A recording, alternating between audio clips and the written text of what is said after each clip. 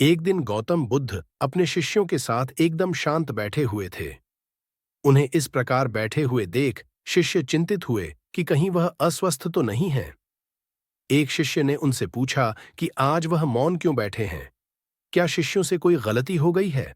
इसी बीच एक अन्य शिष्य ने पूछा कि क्या वह अस्वस्थ हैं, पर बुद्ध मौन रहे।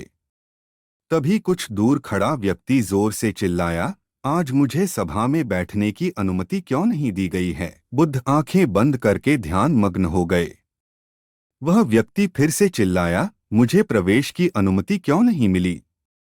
इसी बीच एक उदार शिष्य ने उसका पक्ष लेते हुए कहा कि उसे सभा में आने की अनुमति प्रदान की जाए।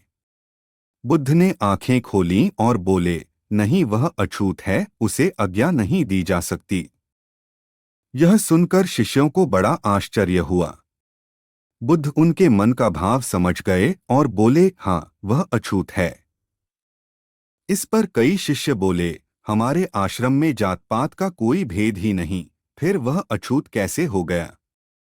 तब बुद्ध ने समझाया, आज वह क्रोधित होकर आया है। क्रोध से जीवन की एकाग्रता भंग होती है। क्रोधी व्यक्ति प्राय मानसिक हिंसा कर बैठता है, इसलिए जब तक वह क्रोध में रहता है तब तक अछूत होता है। इसलिए उसे कुछ समय एकांत में खड़े रहना चाहिए।